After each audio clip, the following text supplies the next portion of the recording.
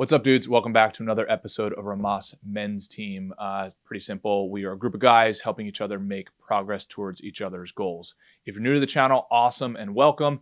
If you want to help support the channel and join our pro team, head over to rhomasteam.com/pro, where you can contribute to us on a donation basis. We also give you access to exclusive content, mastermind groups, etc., etc. So anyway, hope you enjoy this episode, and we'll see you on the team.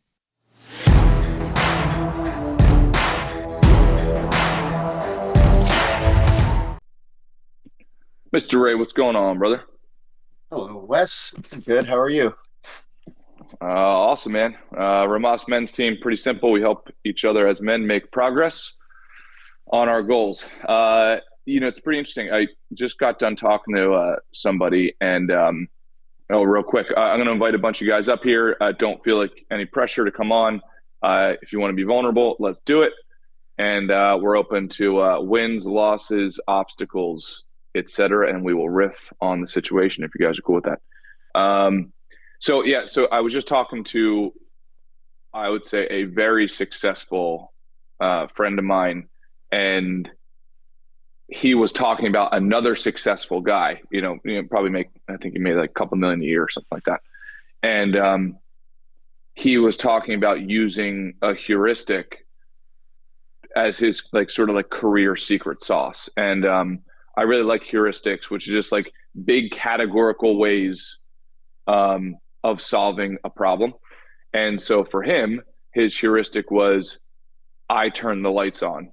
And that's what he constantly had as a mantra in his head. And he was a sales guy.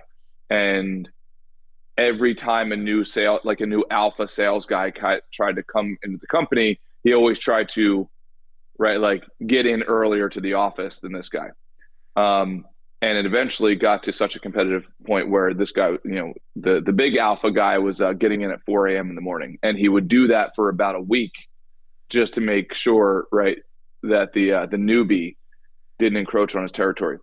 Now, for me, my brain tends to sort of, how would you say, be a little bit disagreeable towards those, because those types of things are more like vanity metrics to me.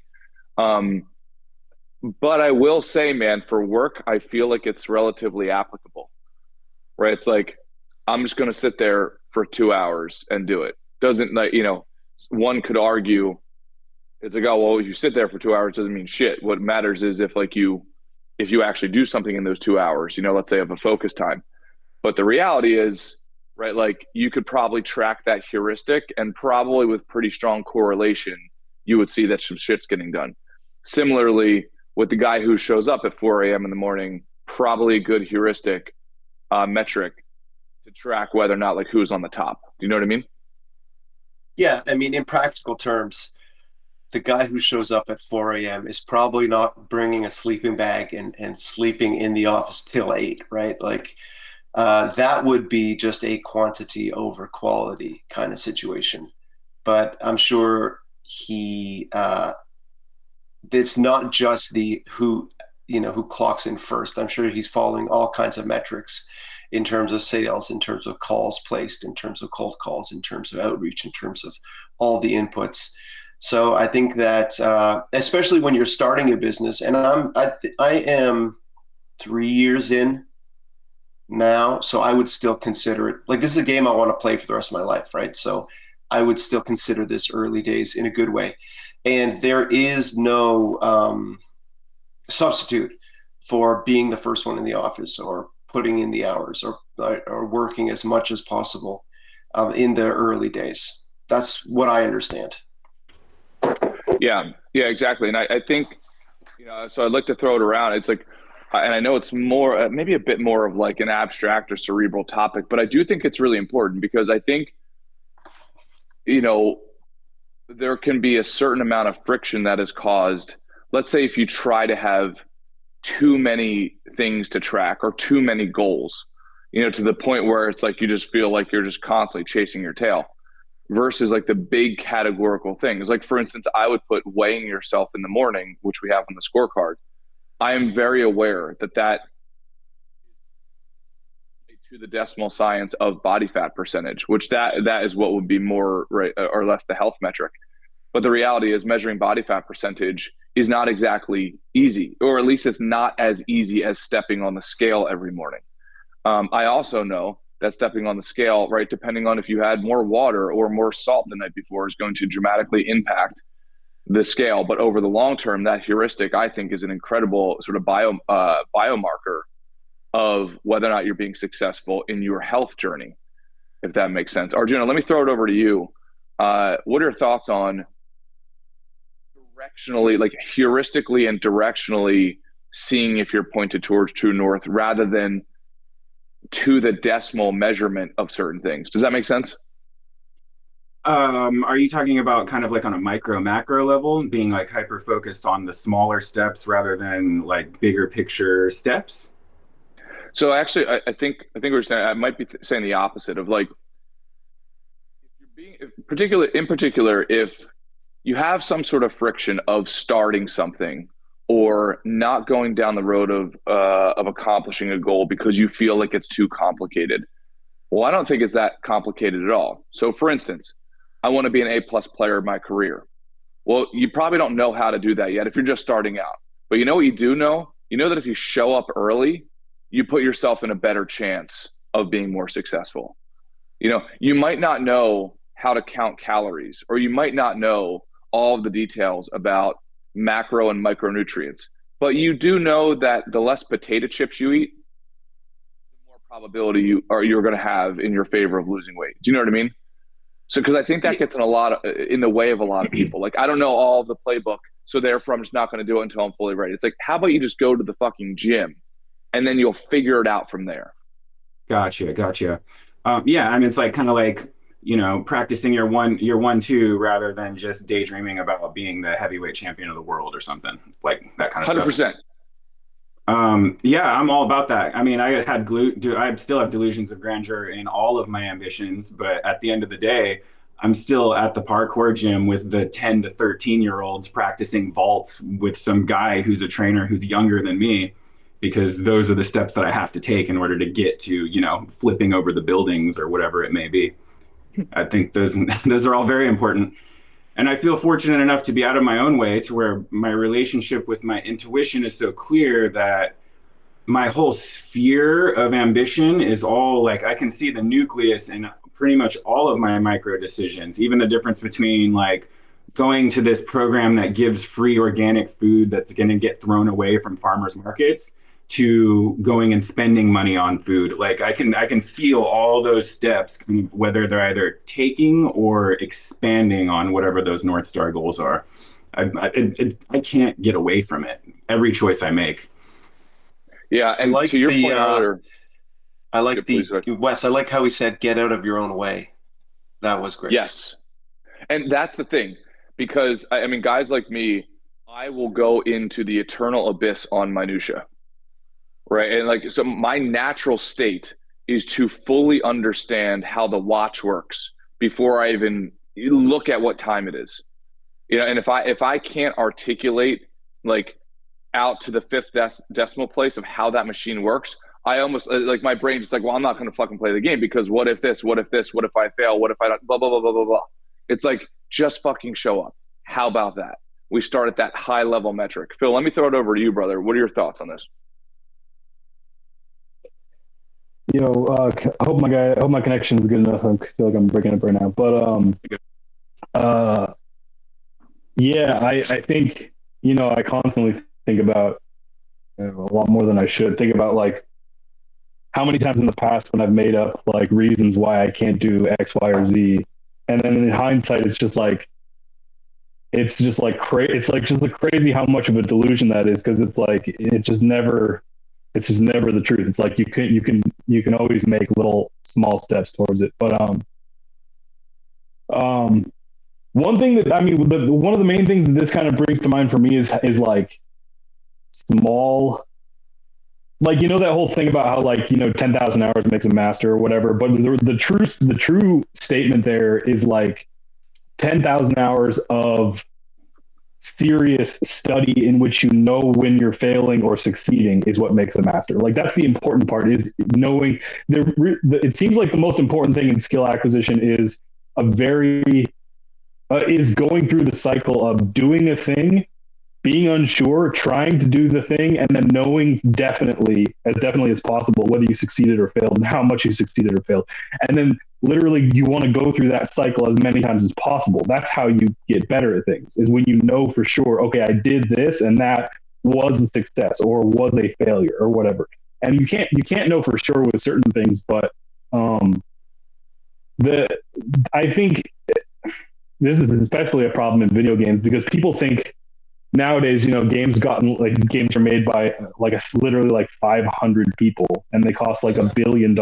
So people think like, Grand Theft Auto is big, I can't make that, but maybe I could make, this other game, which also took like 50 people, professionals, right? It's like the games you should start making when you're first starting out are like, you should literally make a game where you push a button and one thing happens and that's it. And that'll be like, I think also like the internet in general, the internet type of culture really adds to this problem where people see so much incredible skill out there on YouTube. Like it's just, I'm getting super feedback from who it is. There's so many like incredibly high skilled people on YouTube and on the internet and stuff that it's like, it's hard to be humble and be like, no, I want to learn to draw, and I'm going to start out by drawing a box, or I'm going to draw a cylinder and like try to do that well. Like that's how you get better, is by starting at the beginning. If you start out like, that's the problem with people who try to make these like year-long projects as their first video game. It's like, you're kind of wasting that year, because you're going to get to the end of a year and have completed one cycle of like, okay, that didn't work. And it took you a year. You could have made a game in a week. You should have made a game in a week. You shouldn't try to draw this incredible, insane painting or drawing that takes you a year as your first drawing, right? But for some reason, with certain things, people don't think that way, I guess. I don't know. Anyways. So Paul, I think that's... please comment on Phil's 17-minute response, which I love. That is not a busting the balls of Phil, which I love, but it's going to be a challenge. You go through the nuances of that, brother. Paul, you're up. I think the iterative process in like going through those challenges and developing an appetite for failure as well as an appetite for success, I think is like pretty critical to the process, especially as you're going through and like learning a new skill. Like you need that rush of like dopamine or whatever. Like when you, at least for me, like when I figure out a problem that's complex or difficult, like I don't like feel a negative feeling when I fail as much as I feel like the good feeling when I do it, And it's like, that's what leads me like coming back and kind of chasing more and like, oh, wow, that was interesting. Like, let me try and learn more about this. Or like, that's what like drives me internally, And I see a lot of like in the role that I'm in now, like I started off, I thought I wasted a lot of time. Like I came in as like an entry level role. I was like overqualified for the position, but it was like the only place that would hire me. And then now like 10 years later, like turns out that experience starting at the very bottom and getting like the most basic grunt, like literally from like the equivalent of like the mail office to like getting close to the front office, like working through that. I mean, that experience is valuable every step along the way. Like the relationships that you develop with people, the skills that you learn, and the lessons where you do and don't fail along the way, like it's all very, I guess, important to the process and the growth, Yeah. And Paul, let me ask you this on the original topic here. Like, is there any, if you don't mind me asking, anywhere in your life where you're not doing something or not starting something because you're worried about the details rather than just getting started? So again, putting back to heuristics, hey, maybe it's, I've been meaning to go to the gym for the last 3 years, but I don't understand how all the machines work, so I'm just not going to go, right? Versus like, I'm just going to measure myself on whether or not I opened up the gym door. Does that make sense? Yeah. I think for me, like I've been like, it's starting to get nice down here. I'm like, I know I need to start riding my bike again, 70, 80 degrees every day, like get the fuck outside, and it's like, oh, I just like hate myself enough to stay inside. It's like, but I like that, like the difference in the measurement, like, because for me, it's like success is like, did I go for like a 10-mile ride? Right. Like that is difficult to just get into right off the bat. So maybe a better measurement is like, hey, did I ride my bike for half an hour today? Or like, did I even get out? Like making it a more manageable than just. So yes, I have that issue I'm currently going through right now. Yeah, that is a perfect example. And Pablo, yeah, no, I hate even saying the word heuristics because it sounds like a stupid fucking SAT word.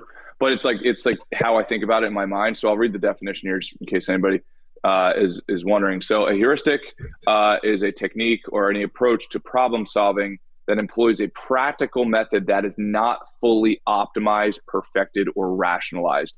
Nevertheless, it is still sufficient for reaching a goal. A heuristic is like a rule of thumb.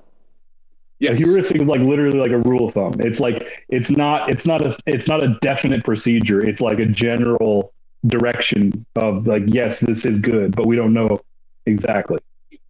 Yep, exactly. And Paul is saying a perfect example. And actually, Paul, it's a great point, because often I think it's somebody who has experience maybe in the past of they were more involved in bike riding, or they used to be a gym goer, a lot, and now they're getting back into it. And it's like, well, shit, if I can't do 55 pull-ups today, I'm not even going to do one, like that sort of thing. And Paul's saying the exact same thing, right? If I measure myself in 10-mile increments, that therefore, like anything below that is not even worth 1 unit. Ray, does this come up in your life at all? Are you holding yourself back because maybe you're trying to be too precise, et cetera? What are your thoughts? Yeah, absolutely. And like Phil was saying, learn how to draw a tree before you draw the Sistine Chapel, right? And that's kind of what we do with our scorecard in the morning, right? Sleep, exactly. Water, weight, exercise, meditation, act of love, goal review, learning, journaling. Because when you start at the beginning, rather just trying to enter the C-suite or try to enter at the Olympic level, you get to stack those wins, right? You draw the tree, then you draw the building, then you draw the figures, then you can draw the Sistine Chapel ceiling if you want. And so I think it's a good reminder for me, because it's been 2 weeks since I've sold a piece of art, which is fine. Like that it does not qualify as a drought, but emotionally, just because of the nature of the emotional roller coaster of sales, it feels like it's panic time. It feels like it's hoard the cans of beans and tuna time. But it is, I think I just need to think about heuristics, think about the rules of thumb, think about, the more I do this, yes, the more I sell, right? And that's like, sorry, I'm kind of lagging out. Phil. Sorry, my connection's really bad. My bad. My bad. Phil, your connection's the best it's ever been, man. So that's the thing. Well, not Phil, on my end, but like Ray cuts you off every day, so you owe him a bunch of cutoffs. So please feel free. Yeah. No, but like that's the exact same problem I'm in, Ray, is that like it's so frustrating to me. Well, yeah, I shouldn't let myself get so frustrated about how hard it is to know what success is, because with game design, you have to make a whole game, and then also you have to get people to play it. And even if they play it, you still don't really know, like, just because they say they like it, that doesn't necessarily, like, it's very hard to gauge, like, is the thing that I want to do, am I getting good at that? Am I getting better at that? It's very, very ambiguous process sometimes. I feel like sales is probably also very ambiguous, because it's like, it's kind of like you're like literally a little rat in the Skinner box, where it's like, you're just pushing all these random buttons, and then something happens and you make a lot of money, and you're like, well, which thing actually contributed and which didn't? It's like almost impossible to know. And I always really, really wish I could find ways to like objectify that and be like, this is what I should focus my energy on. This is what I shouldn't. I always struggle with how to figure out what is relevant and what isn't, because I don't want to waste my time, but I don't really know how to do that. It's hard. So I mean, yeah, like heuristics maybe is a more reasonable simplification of that, I guess. I don't know. Yeah, Phil, sorry, Wes, if I could just cut you off.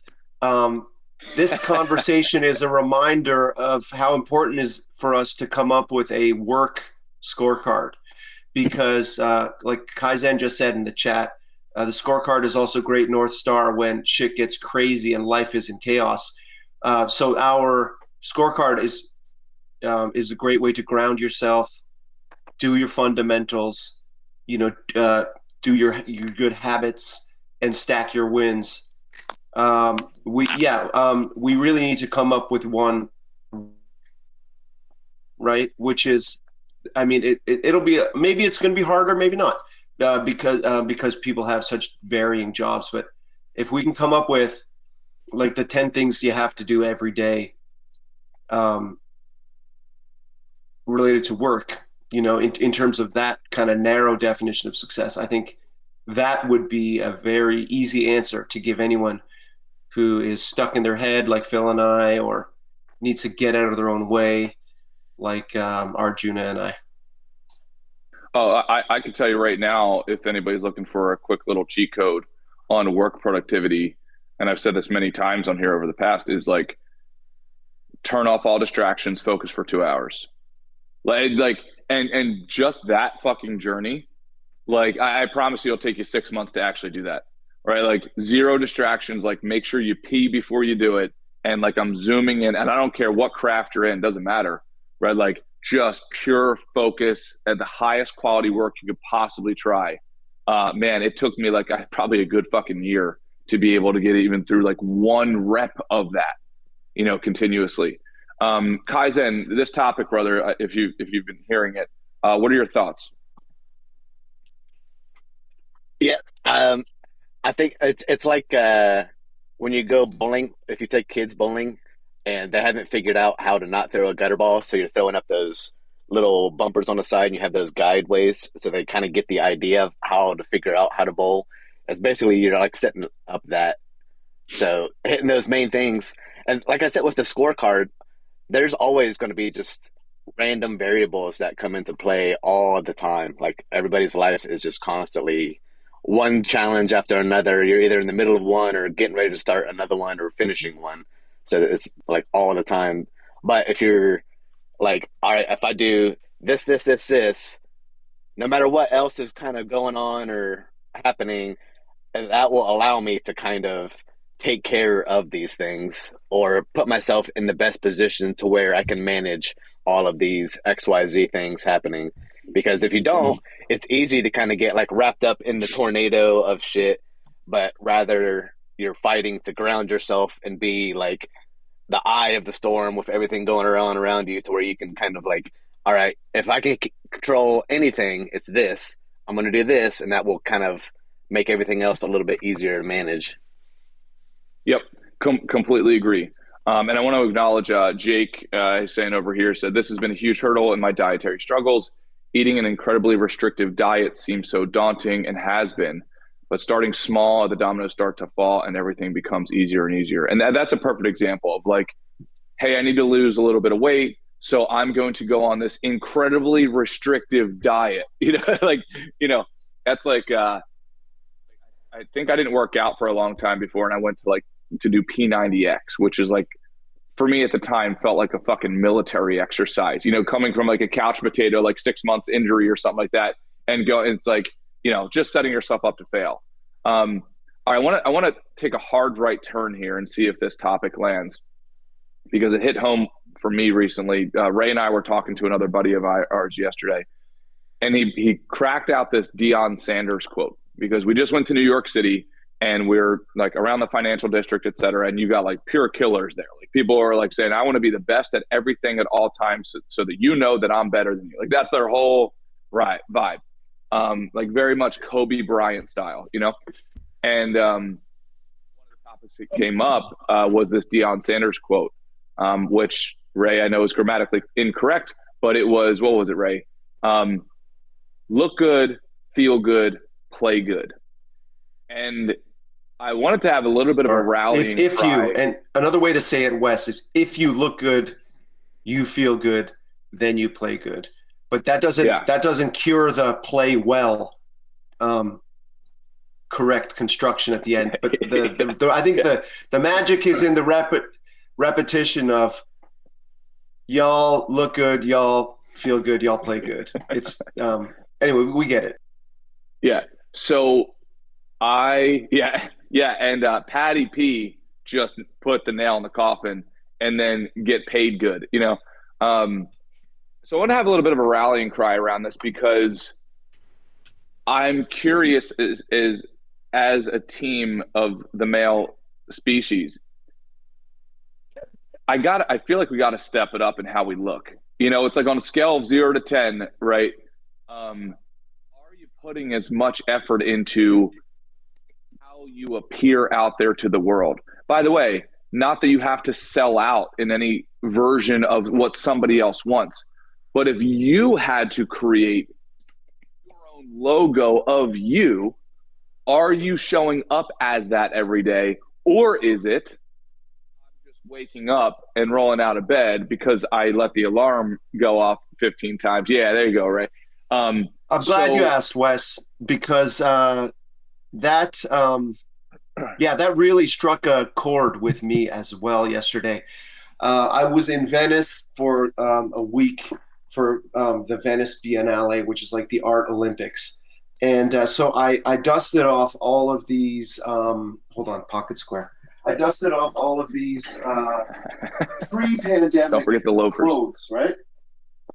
And it really felt, and it absolutely, it felt good. I looked good, I felt good, and I played good.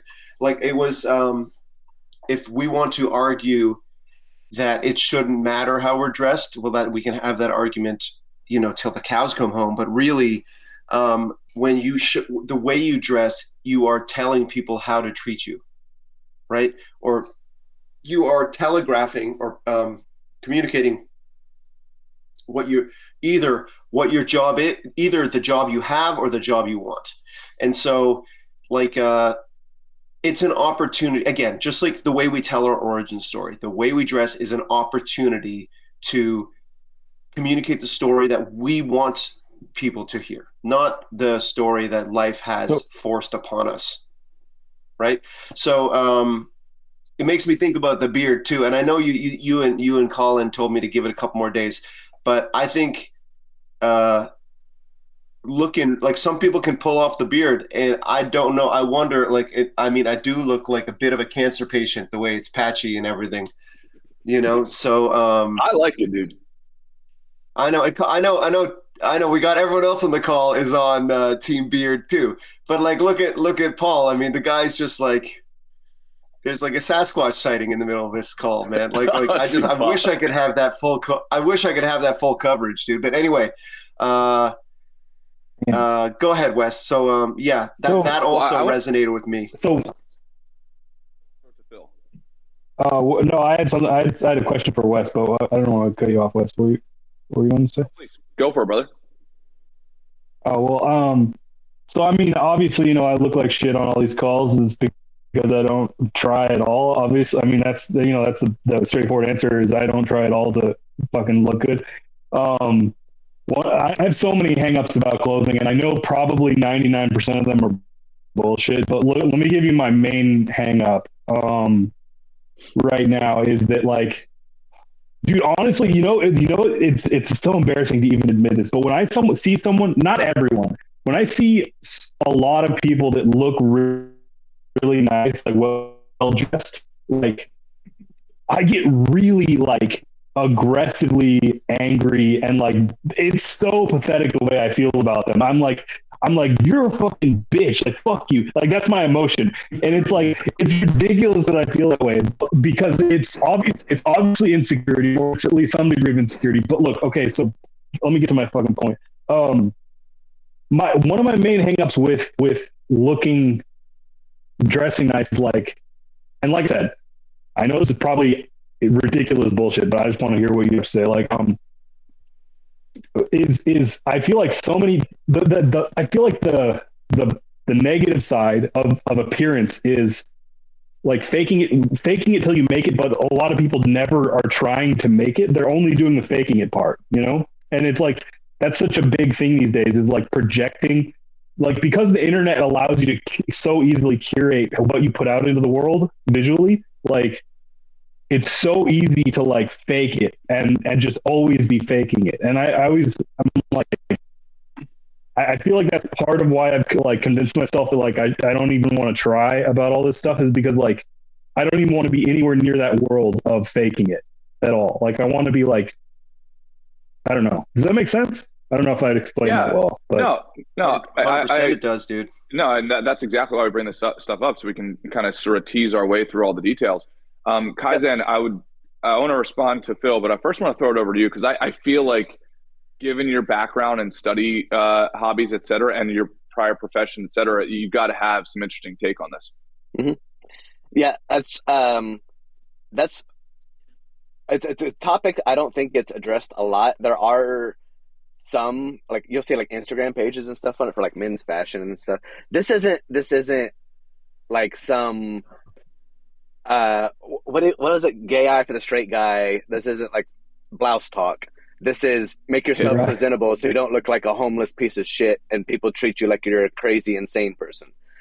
Like, if you want to be the best version of yourself, then treat yourself with respect. If you have somebody else in your life that is not looking great, make sure you're taking care of yourself first, and then being like, okay, if I actually care for this person, then I would like cut their hair. I would, if you have a beard, trim it up to where it looks maintained and groomed.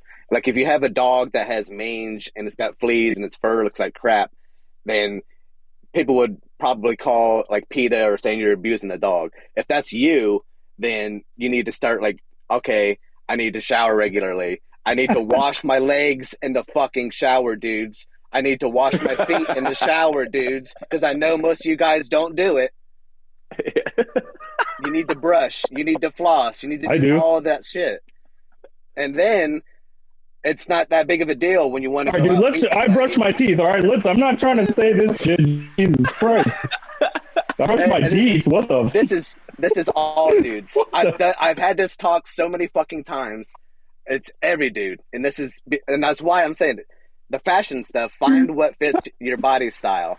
Like if you're not in shape, if you're in shape, find clothes that fit your body style. Don't wear like just giant baggy stuff all the time. But if you want to, if you're like chilling out, all right. But if you have a job, make sure your pants are clean, your shirt's clean, everything is like upkept. Like the example that we had, Wes brought this up, like a year ago or something, and MFG had that crazy beard and he trimmed it all up and it looked fucking super sharp.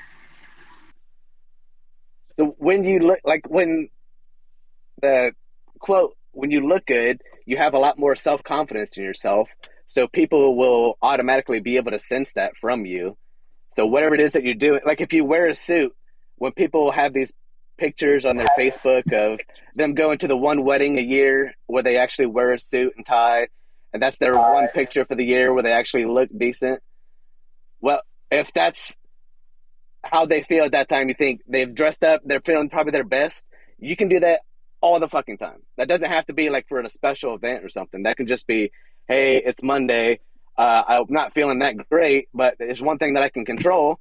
I'm going to clean myself up. I'm going to get myself looking sharp so I at least feel good about myself for whatever happens. Maybe I have an opportunity that little bit of confidence ends up paving whatever way to whatever it is that you end up falling into. And it's just from brushing your fucking teeth. Like, yeah, no, and I agree. I mean, I think there's two sides to look at it, right? It's like, what are we expressing to other people? And then also, it's like, it's almost like cleaning up your room. You know, the amount of guys that I know were like, oh no, this is just how I like it. I know where everything is. It's like, all right, how about we clean up your room and tell me that you don't feel better, right? Like, and be honest with you. Same thing for dressing. And I don't give a shit if anybody wears, but it's like, I'm saying it for us men. It's like, how about if you have any sort of like monkey talk in your brain right now, like, oh, fuck that, like, et cetera. By the way, I'm also not saying you got to wear a tux. I'm just saying, like, I wonder what it would look like if you were intentional about the clothing, right? Even if it's a sweatshirt, it's like, Is it a sweatshirt that was actually, okay, that one looks good and there's a reason I'm getting it, whatever.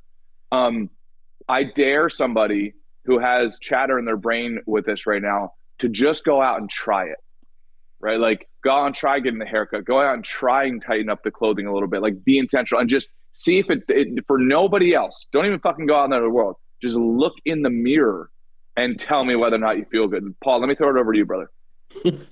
Yeah, I'm going through this a little bit, like having to go back to work lately, and I'm not used to getting my hair cut, but like every 2 or 3 months, and now it's like been like a month and a half, and I'm like, I don't want to spend like the $60 or whatever, go get a haircut and beard cut, but I'm like, fuck, I'm going to work. I'm like interacting with people, interacting with customers. Like I need to do it, you know? And then plus it's like trying to get back out there dating. Cause to me, it was always like dressing up and all that was always gay, you know, like everyone's like, well, you put on cologne and they're like, who the fuck are you, Pepe Le Pew? Like fucking faggot, get out of here. You know, like that was always like even like going to weddings and stuff. When I go back home now or funerals, people are still just wearing jeans and a shirt, maybe a polo. The polo is the fancy part, you know? So it's like challenging like my own perceptions of that. And then also like trying to like, I'm tired of like trying to meet people online, like girls online. So it's like, all right, if I want to approach somebody in public, I have to look presentable or like approachable, you know? And it's like, finally this year I bought like, normally I buy pants. I've been buying them like a size kind of up because I'm like, I'm probably going to get fatter, you know? Like I've been doing that for as long as I have. And this is the first time I bought probably like 6 pairs of pants, and I like bought them at the right size. And it's like, I need to like not like plan to get fatter, A, and then like B, like have something that's going to look good and be approachable, and like where I can look good to approach people. So, well, and to your point, Paul, if you don't mind me saying this, actually, when I was in New York with a buddy, I've got a girlfriend, but he's single, and we were out in Brooklyn, and as you can imagine, there are a bunch of attractive females around like the areas that we were, and my friend is super self-aware, and he's in a monochromatic sweatsuit that does not exactly fit him that well, you know, and he's like, it got in the way of him talking to just people in general, let alone females.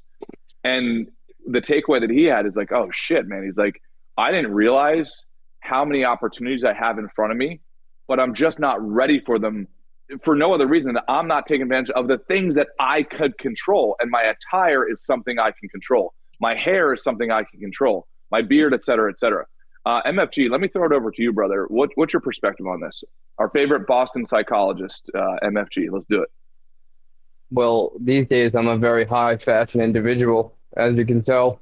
That's why we had you on here, yeah, man. Yeah, I think part of that too is not only just what you're wearing, how you're dressed, or even how you're groomed, but if you're a squared away motherfucker, it shows. You know what I mean? Yeah. If you got your shit together, even if only in your mind. I mean, because it's hilarious. I mean, I used to get my fucking haircut every week, beard trim every week. Used to dress impeccable. You know what I mean? And ironically, the reaction that I get back from the world now, where literally I think I own one pair of jeans that's like a going out pair of jeans now, and that's only until eventually it becomes a work pair of jeans. But now the response that I get back, just being more congruent with myself, you know what I mean? And also too, man, it's like, I don't mean to sound too harsh here, but when you're in shape, you can go buy a fucking suit at Walmart and it's gonna look good on you. You know what I mean? It doesn't have to be crazy. You don't have to be some giant jacked person, but just have your shit together. You can, yeah, I mean, I get more attention and more positive feedback. And also too, I'm not dealing with like a lower class of society. I mean, the gym, I'm smart, so I go to like a gym in like the rich suburb of Charlotte. You know what I mean? And even like my clients, we're at a house the other day, it was like a $9.7 million mansion that we're doing some custom work for. And, you know, when you carry yourself in a certain way, that's going to transcend just about everything except for Ray's patchy fucking beard. Got him. So, Kaizen, as always, dropping some wisdom in the comments. First of all, I love the quote, Kaizen. You said we had a quote. It was always dress like you have the potential to meet the love of your life. Fucking love it. Like absolutely love it. And Kaizen, I am 100% down for needing a summer fitness challenge to get everyone going. I'm in. I will start like literally immediately. So let's just kick it off if everybody's cool with it. So I'll start posting. I'll post my before pic because I look like a fucking pond fish right now, right? Like, I'm kind of like skinny fat right now, and that drives me fucking crazy. So let's do a challenge. I'll post my before pic, and here's what I would say as well. Anybody who's interested in this, again, heuristics, right? Of course, if you count your calories, weigh everything out, you're like, that's the most precise. It's also the fucking hardest. So I will be posting workouts. I'll be posting pictures of what I eat, because I have found that to be a really good rule of thumb of like, for anybody who's saying like, oh, I don't know how to eat healthy. How many grams of protein do you need? Like, stop. How about this? Just before you put anything in your face hole, take a picture of it. And I guarantee whether or not that picture is going to look good or bad when you post it. Do you know what I mean? Like, you're going to hesitate. It's like, oh, that donut that I wasn't sure if, blah, blah, blah. So I would say let's do that. Anybody who's down for it, let's fucking do it. We'll post it on the Discord. Kaizen, anything to add to that, brother? Because I think it's a phenomenal recommendation. Yeah. I kind of like touching in on what MFG just said, like the whole congruency.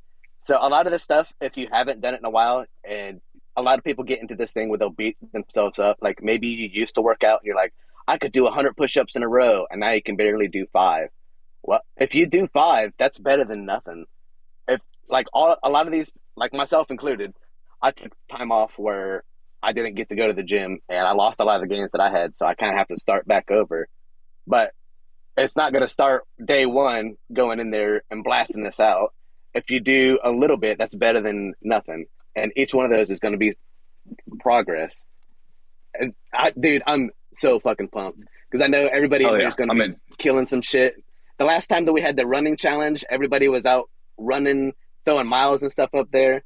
So whatever it is, if you sweat, if you do something physical, it doesn't have to be 20, 30, 50 miles. It doesn't have to be a 1,000-mile bike ride. If you do something, throw it up in there, because everybody throwing all their kind of stuff in there is like giving everybody else permission to go work out, and then you become part of something bigger. And that kind of gives you more motivation to, okay, I'm going to keep working out. I'm going to go work out just so I can show my buddies, hey, I'm doing it too, guys. Because there's not a whole lot of other communities that are doing healthy, positive things for dudes. So here's an opportunity to do something. So take it and use it to the fullest extent. Hell yeah. I'm 100%. And thank you, Kaizen, for your leadership on that. Real quick, just to take some inventory of this, Kyle is running the Discord and so on. He's on our team. Is that working for everybody? Because I know we now have like some restrictions around like the huddle part of the Discord. And for anybody who was around for that time, there was a reason we put those restrictions on, because one person in particular, was getting a little unruly there. Please, guys, let me know if the restrictions are too restrictive. And then to that end, Kaizen, where do you want us to post should we post in the huddle, which is the main channel on our Discord, or do you want to post somewhere else for this? I think we still have that fitness one that's on there. If you guys throw something on there, if not, if you can't do that extra click, throw it in the huddle. Just throw something up there. That way you're getting more activity too, and everybody's kind of being able to talk to each other a little bit more. You'll see some of the names pop up, become more familiar with these guys. That way people will get to know you too. If you're one of these guys that are afraid to go on screen or just checking these out and not sure, try it. Yeah. It's not going to hurt 100%. Nothing. Yeah, don't talk shit to anybody. Nobody talks shit on anything that anybody's doing. If they're starting from square one, this is lifting each other up. This is everybody just do something. It doesn't have to be anything amazing. Just do something. Yep, exactly. And also, I would tell everybody who's hesitant to post in there, it's like, number one, do it for yourself, because I want you to take the trophy. To be honest with you, I don't like posting this kind of stuff out there and like regular social media stuff, because it's got a whole bunch of like my other friends out there who have no idea what we do in here, right? Like females, etc. I'm not interested in that. I'm interested in like making progress with a group of men like you guys. So take the trophy for yourself, even if it's a fucking walk around the block, right? Like you are starting from wherever you are at, and that's fucking amazing. In fact, if you're starting from like absolute zero, I'm actually a little bit jealous because you can make a lot of progress in a short period of time. The second thing is, man, post so that it gives another guy, right, who's similar to you a little bit of inspiration. It's like, oh, if he can fucking do it, so can I. So, yeah, I would love to do this journey with you guys. I'm 100% down. I would say, what do you think, Kaizen? Do it for a month, 2 months, just so we have a finite end period so people don't feel overwhelmed. What are you thinking? Yeah, like we could have a check-in after a month, and then after 2 months, everybody posts like the afters. That way, it gives everybody time to get something going because everybody has different schedules. You're not going to be able to do like 3-hour, 4-hour workouts. Some people have different schedules and shit going on. But if you do something during that time, throw it up there because then that's a win. Yep. No matter what, that's at least one win. And then at the end of the month, you can see each one of those ones that you posted up. You're like, oh shit, I actually did whatever workouts that you were throwing. So. Hell yeah. There you go. All right. So final day, Ryan, thank you for posting that. Final day would be July 3rd to post everything. And then, yeah, and again, don't make this more difficult than it needs to be. Post your before pic. If you're comfortable with that, post anything you put in your mouth. If you're comfortable with that, post your workouts, etc. There's don't feel like you're posting too much. It's just an endless stream. All right, let's go around robin here. Phil, final words of wisdom, buddy.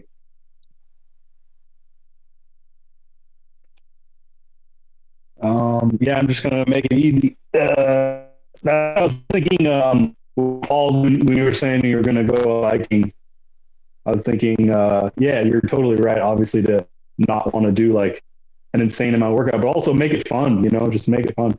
I don't know about this or if you're into this, but there's a cool thing that's all over the place called Bike Party and also called Critical Mass. 2 different events. They're like giant, group rides.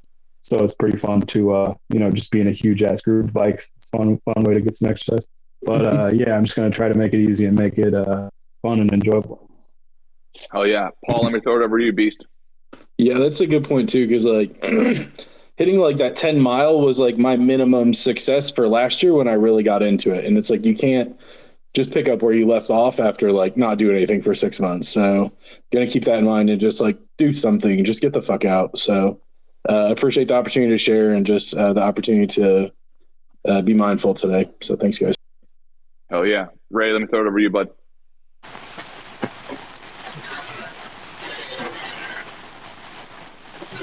Oh, sorry, Beast. Yeah, I can't hear you on the audio, man. I'm sorry. Phil's eating it up.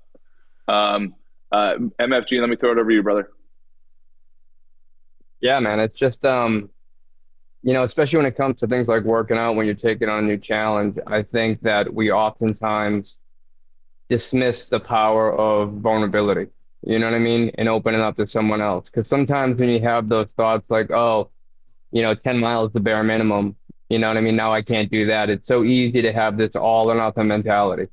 You know what I mean? It's a way to insulate yourself. But if you just, it doesn't even have to be in this group. You know what I mean? You got friends, just start being more vulnerable. Be like, dude, I fucking wanted to do this today and I'm having a hard time. And just because sometimes just the act of making yourself say it out loud to another person brings it into the forefront of your mind for how still want to see who can get the most shredded. Fuck yeah. All right. Final for me, I just want to answer. I think there's a question here. Daniel saying, I think there's a difference between peacocking and dressing to present yourself in a way that feels good to you. Completely agree. It's like, do this for you. If you're going to update your attire, do it for you. My challenge to you would be to try it, right? Put on that new pair of whatever, treat yourself to a new a piece of clothing, et cetera, and see how you wear it. Additionally, how are you wearing your skin, right? Let's get your fitness game up so that your skin looks better on your meat body. I'm 100% down for it. And Kaizen, thank you, brother, for bringing it up. I'm so fucking pumped to do it because I've needed it. So as always, dudes, love you guys. It's an honor fighting by your side. See you later.